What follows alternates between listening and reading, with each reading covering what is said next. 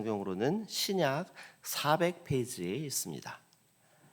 요한계시록 2장 18절부터 29절 말씀을 저와 여러분이 한 절씩 교독하겠습니다. 두아디라 교회의 사자에게 편지하라. 그 눈이 불꽃 같고 그 발이 빛난 주석과 같은 하나님의 아들이 이르시되, 내가 내 사업과 사랑과 믿음과 섬김과 인내를 아노니 내 나중의 행위가 처음 것보다 많도다. 그러나 내게 책망할 일이 있노라. 자칭 선지자라 하는 여자 이세벨을 내가 용납함이니 그가 내 종들을 가르쳐 꾀어 행음하게 하고 우상의 제물을 먹게 하는도라. 또 내가 그에게 회개할 길을 주었을 때 자기의 음행을 회개하고자 하지 아니하는도다. 볼지어다 내가 그를 침상에 던질 것이요 던질 터이요 또 그와 더불어 간음하는 자들도 만일 그의 행위를 회개하지 아니하면 큰 환난 가운데에 던지고, 또 내가 사망으로 그의 자녀를 죽이리니 모든 교회가 나는 사람의 뜻과 마음을 살피는 자인 줄 알지니라. 내가 너희 각 사람의 행위대로 갚아주리라. 두아디라에 남아 있어 이 교훈을 받지 아니하고 소위 사탄의 깊은 것을 알지 못하는 너희에게 말하노니 다른 짐으로 너희에게 지울 것은 없노라. 다만 너희에게 있는 것을 내가 올 때까지 굳게 잡으라. 이기는 자와 끝까지 내 일을 지키는 그에게 만국을 다스리는 권세를 주리라. 그가 철창을 가지고 그들을 다스려 질그릇 깨뜨리는 것과 같이 하리라. 나도 내 아버지께 받은 것이 그러하니라. 또 내가 또 그에게 새벽별을 주리라. 귀 있는 자는 성령이 교회들에게 하시는 말씀을 들을지어다. 아멘. 살아계신 하나님의 말씀입니다. 아멘. 안녕하세요. 평안한 주 보내셨나요? 이제 7월이 시작되었습니다. 날씨가 점점 무더워지고 있는 것 같은데요. 더운 날씨 가운데서도 무엇보다 또 하나님께서 주시는 영과 육의 강건함으로 또 이 시간을 또 잘 보내며 하나님이 주시는 거룩하고 기쁜 삶을 살아가는 우리 성도 여러분들 되시기를 소망합니다. 특별히 아까 우리 기도했듯이 다음 주부터 이제 다음 세대 여름 사역이 이제 시작이 됩니다. 특별히 이제 제가 섬기고 있는 유치부가 다음 주 금요일부터 또 성경학교를 진행하는데요. 또 유치부 사상 처음으로 1박으로 교회에서 성경학교를 진행합니다. 또 그 어린이들 중에는 또 부모님과 떨어져서 또 다 한 번도 자본 적이 없는 어린이들도 있을 수 있는데요. 또 하나님께서 또 지혜를 주셔서 또 일들을 또 잘 감당하고, 또 무엇보다 우리 어린이들이 많이 참여해서 말씀의 단체 가운데에 또 나아올 수 있도록 기도해 주시기를 소망합니다. 오늘 우리가 읽은 본문은 요한계시록 2장 18절부터 29절까지의 말씀을 우리가 함께 읽었습니다. 오늘 본문의 내용은 7 교회들에게 보낸 편지의 내용 중에서 네 번째 두아디라 교회에 보내진 편지의 내용입니다. 두아디라는 오늘날의 터키 서부 지역에 위치한 도시로 7 교회 중에서 내륙에 위치한 도시입니다. 그래서 에베소나 서머나 버가모 이런 도시들에 비해서 정치적, 경제적 등 여러 측면에서 중요하게 여겨지던 도시는 아니었습니다. 그러나 놋을 가공하고 또 자색 옷감을 만드는 곳으로 알려져 있었고, 또 사도행전 16장에 등장하는 자색 옷감 장수 루디아가 바로 이 두아디라 출신입니다. 종교적으로는 그리스 문화와 또 로마 문화가 혼합된 지역으로 이방 신전과 황제 숭배가 성행했던 그런 지역이었습니다. 계속해서 우리가 요한계시록의 여러 교회들을 보고 있는데요. 요한계시록 2장에서 3장까지 7 교회에 보낸 편지 내용 가운데에서 예수님께서는 각각 교회에 다르게 자신을 소개하는 것을 볼 수 있습니다. 그 이유는 각 교회가 겪고 있는 영적 상태와 도전 그리고 유혹에 맞춰서 예수님 자신의 성품과 권위를 보여주시기 위함입니다. 오늘 말씀의 시작에서 두아디라 교회에는 자신을 어떻게 소개하시는지 우리 함께 18절 말씀을 읽어보도록 하겠습니다. 두아디라 교회의 사자에게 편지하라. 그 눈이 불꽃 같고 그 발이 빛난 주석과 같은 하나님의 아들이 이르시되. 아멘. 지금 방금 읽은 말씀 가운데 예수님께서는 두아디라 교회에게 자신이 어떤 분이라고 이렇게 소개하고 있습니까? 그 눈이 불꽃 같고 그 발이 빛난 주석과 같은 하나님의 아들, 이렇게 설명하고 있습니다. 이 소개에는 중요한 세 가지 내용이 담겨져 있습니다. 첫 번째는 바로 예수님은 눈이 불꽃 같은 분이시라는 것입니다. 이는 예수님은 모든 내면을 꿰뚫어 보시는 분이시라는 것을 말합니다. 두아디라 교회에는 겉보기에는 사랑과 섬김이 있었지만 내부적으로는 이세벨의 타락한 가르침을 용납하고 있었습니다. 불꽃 같은 눈은 외식이나 위선을 꿰뚫고 숨은 죄를 밝혀내는 심판자로서의 예수님을 말하고 있는 것입니다. 그리고 두 번째는 그 발이 빛난 주석과 같다, 이렇게 말씀하고 있는 것입니다. 빛나는 주석은 당시의 강함과 단단함 그리고 순수함을 말하는 것이었습니다. 예수님의 발이 빛난 주석과 같다라는 것은 부패한 것을 짓밟고 더럽고 타락한 것을 제거하며 변치 않는 정결함으로 심판하시는 바로 예수님의 권세에 대해서 말하고 있는 것입니다. 그리고 마지막은 바로 하나님의 아들입니다. 이는 예수님의 권위의 그 근원에 대해서 강조하는 그 표현이라 할 수 있습니다. 아까 두아디라 지역에 대해서 잠시 설명했듯이 이곳은 종교적으로 이방 신전과 황제 숭배가 성행했던 곳이기 때문에 아폴론을 숭배했고 또 로마 황제는 아폴론의 아들이자 신의 아들로 숭배의 대상으로 여겨졌던 그런 곳이었습니다. 예수님께서는 그에 맞서서 자신이야말로 참된 하나님의 아들이다라는 것을 지금 선포하고 계신 것입니다. 이것은 거짓 신앙과 우상 숭배를 정면으로 반박하는 내용이다라 할 수 있습니다. 예수님께서 두아디라 교회를 향해서 눈이 불꽃 같고 또 발이 빛난 주석과 같은 그 하나님의 아들이다, 이렇게 자신을 소개하는 것은 예수님께서는 그들의 숨은 죄를 다 알고 계시기 때문에 그들이 진짜로 두려워해야 할 분은 바로 로마의 황제가 아니라 예수 그리스도, 바로 하나님의 아들이신 예수님이시다라는 것을 설명하고 있는 것입니다.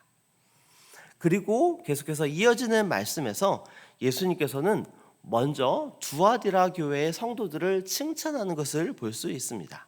칭찬의 내용이 무엇인지 우리 함께 19절 말씀을 읽어보도록 하겠습니다.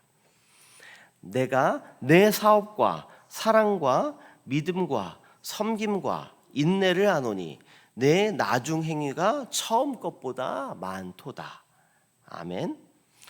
여기서 사업은 신앙의 열매로 나타나는 삶의 행위 전체를 말하는 것입니다. 분명한 것은 두아디라 교회의 성도들 가운데에 겉으로 드러나는 선한 행위가 있었고 교회 공동체 안에서 적극적으로 활동하여 봉사하고 섬기는 모습이 분명히 있었다라는 것입니다. 그리고 예수님께서는 그들의 수고와 헌신을 정확하게 알고 계신다라고 말씀하고 계십니다. 그런데 예수님의 어조는 단 한 절에 끝난 칭찬보다는 이후에 나오는 책망에 더 비중을 두는 것 같습니다. 예수님께서 두아디라 교회를 향해 책망하는 모습이 무엇인지 한번 살펴보겠습니다.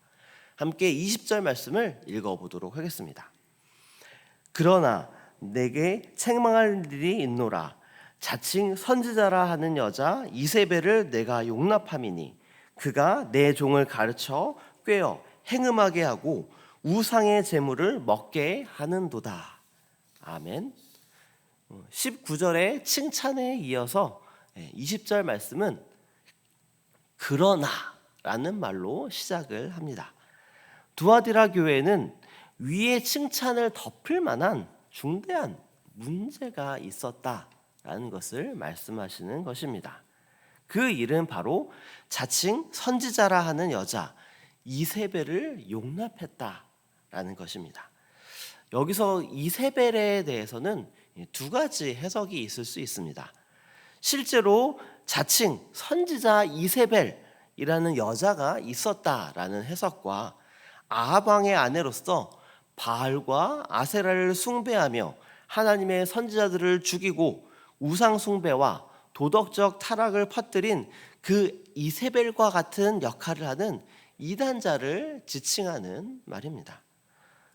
그 어떤 것이든 두아디라 교회는 교회 안에 성도들을 꿰어서 타락시키려는 그런 악한 꾀임이 있었고 그 꾀임에 넘어가고 있는 상황이었다라는 것입니다. 지금 예수님께서는 눈이 불꽃 같고 발이 빛난 주석과 같은 하나님의 아들이 함께하는 그 두아디라 교회가 거짓된 사람의 꾀임에 넘어가 타락의 길을 걷고 있는 것이 너무나도 안타까운 마음에 이들의 죄악을 지적하고 또 책망하고 계신 것입니다.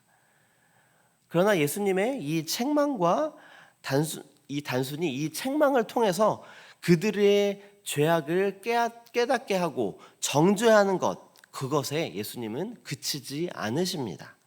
이후에 권면과 약속의 말씀으로 그들을 위로하고 올바로 세우는 모습이 그 이후에 나타납니다.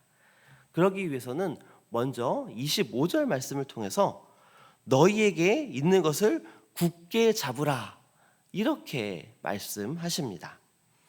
여기에서 너희에게 있는 것은 아까 칭찬받았던 것들, 사랑, 섬김, 믿음, 인내, 거룩한 삶 이런 것들을 의미합니다. 예수님께서는 그들에게 새로운 부담을 또 지어주는 것이 아니라 지금 이미 그들이 가지고 있던 섬김의 모습들, 아름다운 모습들, 그 믿음의 본질을 끝까지 지키라라는 것을 지금 말씀하고 계신 것입니다. 그리고 그들에게 보여주는 약속으로 두아디라 교회를 향해서 말씀하신 이후에 오늘 말씀을 마무리하십니다. 함께 26절과 27절 말씀도 우리 읽어보겠습니다. 이기는 자와 끝까지 내 일을 지키는 그에게 만국을 다스리는 권세를 주리니 그가 철창을 가지고 그들을 다스려 질그릇 깨뜨리는 것과 같이 하리라. 나도 내 아버지께 받은 것이 그러하니라. 아멘. 예수님께서 책망하신 이후에 너희에게 있는 것을 굳게 잡으라 이렇게 권면을 하신 이후에 약속을 하십니다. 그 약속은 바로 이기는 자와 끝까지 내 일을 지키는 자에게 만국을 다스리는 권세를 주겠다 이렇게 약속하시는 것입니다. 여기서 이기는 자는 요한계시록 전반에 반복적으로 등장하는 핵심 개념이라 할 수 있습니다. 이 표현은 싸움에서 이기다, 승리하다 이런 표현입니다. 여기서 말하는 싸움은 신앙의 전쟁이며 단순히 세상의 어려움을 참고 인내하는 것이 아니라 세속적인 유혹, 거짓 가르침, 내면의 죄성 속에서도 예수 그리스도만 바라보며 굳건히 믿음을 지켜내는 그것을 말하는 것입니다. 즉 이기는 자는 단순한 그냥 신자가 아니라 신실함을 끝까지 지킨 충성된 그런 자를 뜻하는 말입니다. 그리고 내 일을 지키는 자는 예수님의 뜻과 사명을 실천하며 하나님의 뜻에 순종하는 삶을 살아가는 그런 사람을 의미합니다. 그런데 26절 말씀을 그것을 그냥 지키는 자에 대해서 말하는 것이 아니라 끝까지 지키는 자에 대해서 말합니다. 그 말은 단지 시작만 하는 것이 아니라 끝까지 포기하지 않고 지속적으로 그 순종의 삶을 이어가는 것을 말하고 있는 것입니다. 특별히 오늘 본문의 두아디라 교회처럼 영적 타락과 거짓 가르침이 가득한 상황 가운데서도 흔들리지 않고 끝까지 순종하며 살아가는 사람을 말하는 것입니다. 그런 사람에게 오늘 말씀은 만국을 다스리는 권세를 주신다. 이렇게 예수님께서는 말씀하십니다. 이것은 예수님과 함께 다스리는 영광의 상급을 주시겠다라는 것을 말합니다. 만국을 다스리는 권세는 원래 성부 하나님께서 아들이신 예수님께 주신 이 통치권입니다. 그 통치권을 아버지 하나님으로부터 받으신 예수님께서는 이제는 그분을 따르면서 싸움에서 이기고 끝까지 믿음을 지키는 자들과 그들과도 나누겠다 이렇게 말씀하고 계신 것입니다. 만국을 다스리는 권세를 주신다. 이것은 단순한 상징의 표현이 아닙니다. 하나님 나라에서 우리에게 부여하실 영적 권위를 실제로 부여하실 영적 권위를 말하는 것입니다. 만국을 다스리는 권세는 장차 새 하늘과 새 땅에서 그리스도와 함께 왕으로 다스리는 우리의 신분 회복을 의미합니다. 하나님께서 인간을 지으시고 이 세상에 있는 모든 것들을 다스릴 수 있는 그 권세를 주셨던 것을 회복하게 하신다라는 것을 의미하는 것입니다.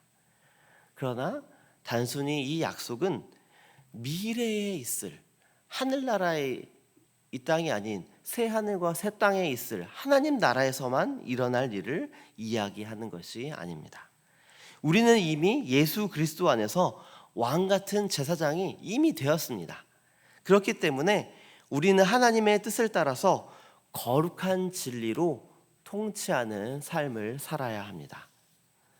이 권세를 통해서 우리는 우리가 살아가는 이 세상에서도 하나님의 사랑과 정의를 실현하고 거짓과 악에 대하여 분별하고 또 대적하며 또 사람들을 예수님께로 인도하는 그런 삶을 살아야 할 것입니다.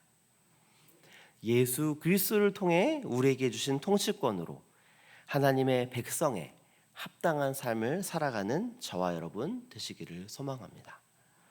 그것을 통해서 이 땅에 이미 임한 하나님 나라에서도 그리고 또 앞으로 임할 하나님 나라에서도 모두 만국을 다스리는 권세를 가지고 기쁨으로 이 땅을 살아가는 저와 여러분 되시기를 소망합니다.